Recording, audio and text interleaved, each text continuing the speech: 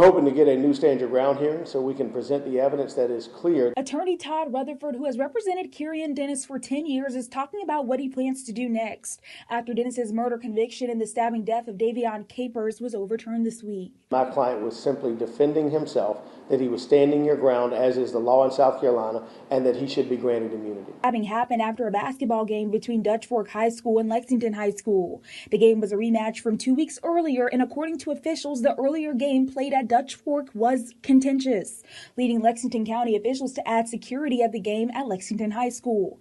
After the game, that was a heated argument in the parking lot of a Lexington County cookout restaurant, and Dennis stabbed Capers in the chest. Bad decision after another bad decision after another bad decision. Dennis had 2 trials in Lexington County. The first ended in a mistrial in 2016. He was convicted after a second trial 3 years later. However, defense attorneys argued the case should have started all over again before that second trial. Dennis was not granted an immunity hearing before the second trial where evidence about self-defense could be presented. The state appeal courts agreed this week, overturning the conviction and requesting a new immunity hearing.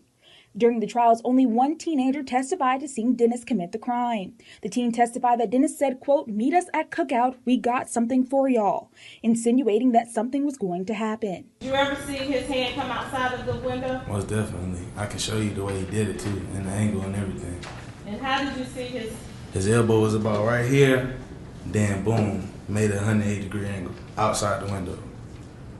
Why his hand was already outside the window. According to Rutherford, Dennis was defending himself as other teenagers in the parking lot that night were harassing him. You're talking about somebody that showed up being charged with murder and had 60 people come show up with multiracial, with not any particular party, just across the board support for him. Horrible situation.